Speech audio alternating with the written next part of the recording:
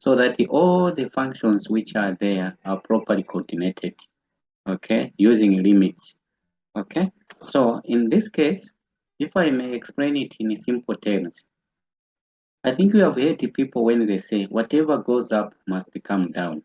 So for something to come down, there must be something to pull it down so that it comes back to where it came from.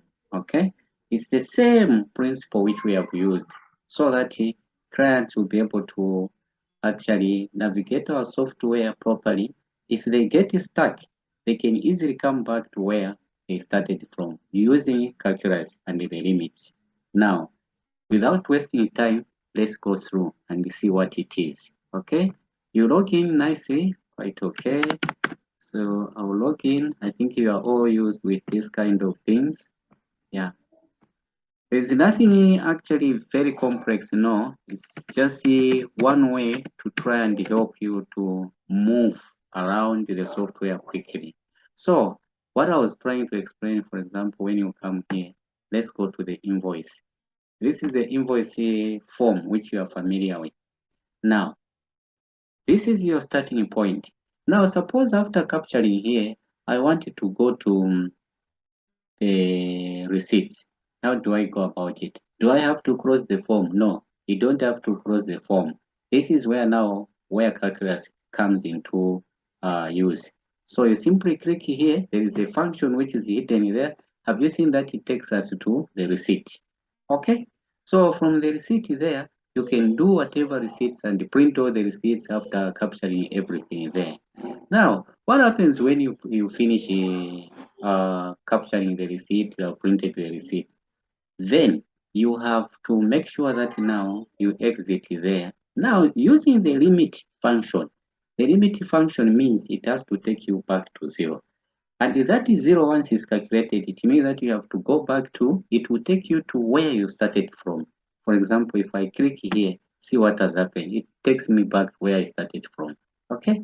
Those are the limits which we have introduced using calculus so that clients can use the software effectively and they save more time. So in this case, for example, again, let me close here.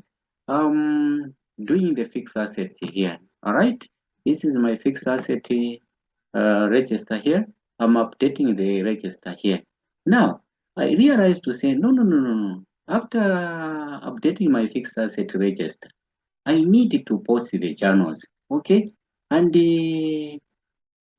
before posting journals, what if I want also to check my chart of account? How do I do it? Okay, again, the same functions where the zero limit is used using calculus is again introduced here. So for checking the chart of account, I'll simply click here. Okay, you see, I'm going there. Now I'll click there, okay, to check my chart of account there, right? It's running there. Watch carefully what I'm doing here.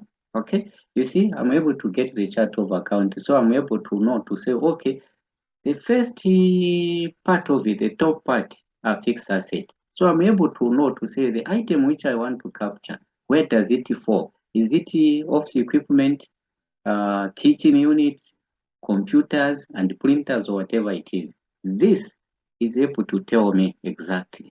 Then I will know to say, okay, when I go and capture this under fixed asset, then I have to put it to the right category.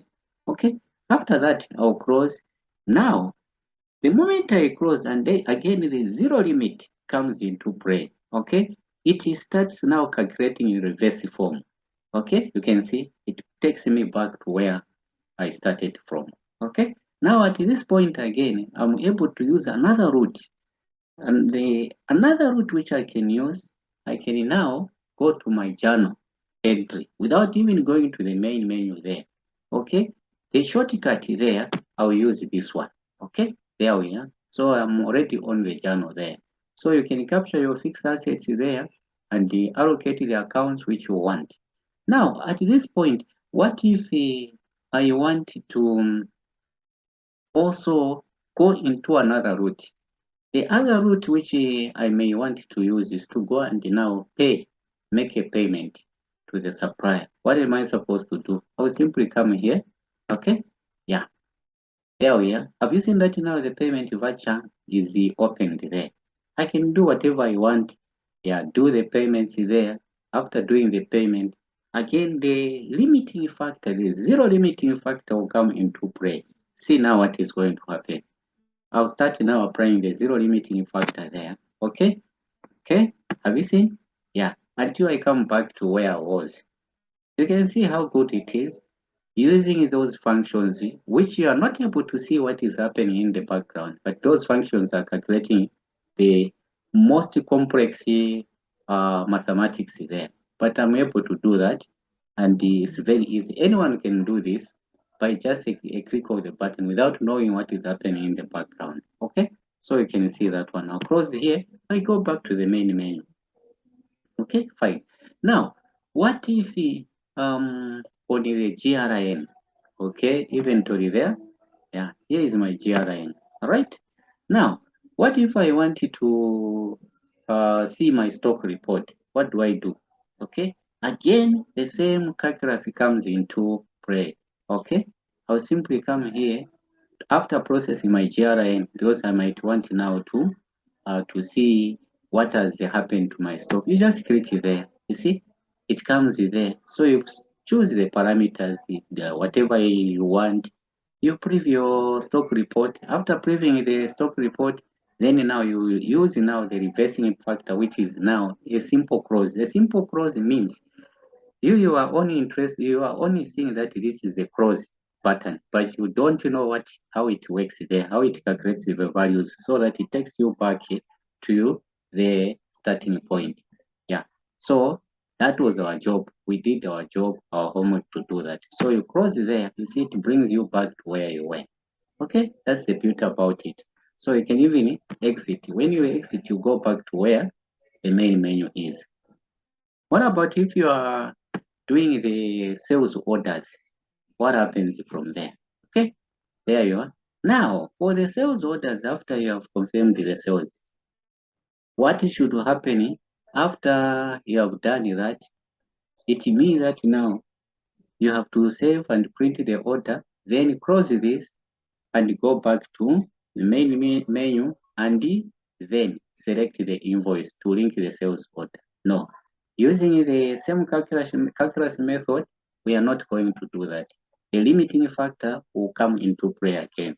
We simply do this, open this, it brings us what? The invoice form there.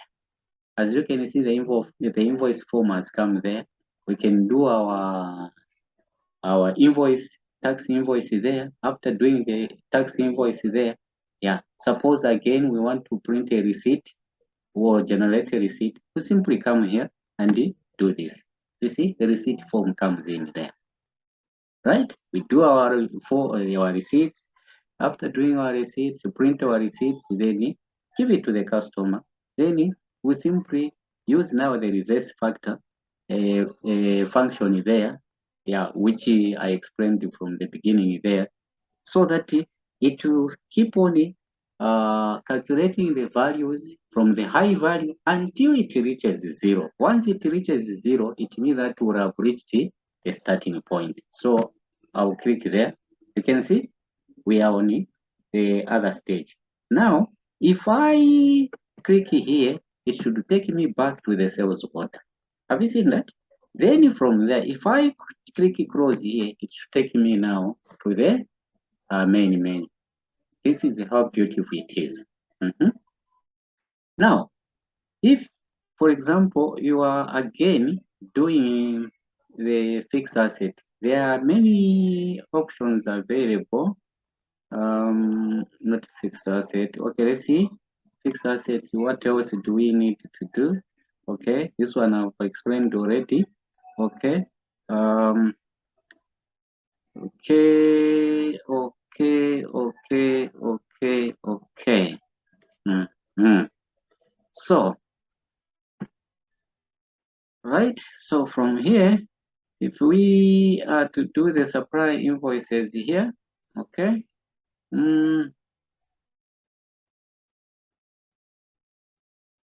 okay, the supply invoice, this one is okay, I think is okay, yeah, But again, this one, if you want to do the allocation of the invoices, you can do the allocation of invoice. This one is not a problem. Yeah, you can do whatever you want. Now, other things which you need to note is, if you are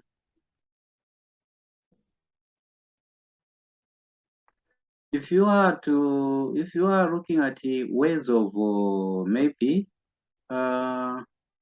let's see this one. There's another one here, another function here, receipts here again. Now, if you check on the receipts side as well, okay, this one has also a function to give you, which you can use it for receipt allocations. You can allocate the receipt to specific invoices, which is okay. For those people who are interested in age analysis, yeah, everything is already there. What I'm talking about is here, okay? Once you do that, yeah, you select the parameters here, it will allow you to do whatever you want, okay? Yeah, then let's look at the final function. Let's see. The final function, okay, right. Okay, let's see this one. Yeah, so that we see what is there. Okay, now this one, there are situations where you have an order. Okay, maybe I've reprinted an order. Now, instead of now going back to look at the GRIN, so that you go to the GRIN form and do whatever you want, you don't need to do that. You can simply come here, the same function will bring the GRIN right there where you are. So that is the GRIN form which you may use. Okay, so the same GRIN form which you have here, since you're already there, you can as well either go this route, you get the stock there. After getting stock, you can do one thing. Again, maybe you want to do the landed costing, you can do the landed costing here. Yeah, so this is the form for landed costing. Okay, you can do everything. After doing that, automatically to update. Then once you save, you simply exit. But remember, the same form here, if I use the other route, it will go direct to the main. But this one, because remember I was saying we are using calculus now, so that the moment it approaches zero, okay, it should take me to the starting point. So at this point, it has another, it means that it hasn't yet reached zero. So if I do this, it won't take me to the main menu because it hasn't reached zero. So now it brings me back to the starting point where the purchase initiation is. So if I do this, it closes. Now if I come here directly, the same GRIN, have you seen? It opens there. But at this point, if I close, it will take me to the main menu. Okay, so you can see that's where how it is. So we have improved this so that the time of navigation can be lessened, and the users will be able to do so many things at one go instead of moving up from one form to another. No, the same form can take you to where you're supposed to go, depending on what you want to do. That's the way how it is. So we thought that this can be shared with you. The next thing which we are going to cover, yeah, since this one we thought about it, we had problems in calculating the zero function, so that at least the movement or the coordination of forms can be uniform. It wasn't an easy thing, but it's done. The next thing which we want to do, or the project we are working on, the fourth quarter, is the TCP/IP, okay, protocol. That most we need to dismantle it. Okay, we'll have to find a hidden secret or hidden treasure in it. Okay, there is a reason why we need to find a hidden treasure. There is something very important hidden in it. Yeah, once that one is dismantled and we discover what is hidden there, then something good will come. Far much better. We want to come up with one of the best software ever seen in this country. Okay, where people have advanced functions which are used and able to do anything and able to link to anywhere in the world. Okay, so this is what we are working on. I know it will take a lot of time, it will take a lot of resources to dismantle TCP/IP protocol. Yes, but the benefits are too huge. Once that is done, you find things like where you are supposed to use the ESD gadget, it will fall off. We may not even need it at all. Okay, that is the reason why we need that one. We are working on it, and we'll find the answer. It will take time, but the answer will be found. Thank you so much for those people who have watched this video. Yeah, we hope to see you soon.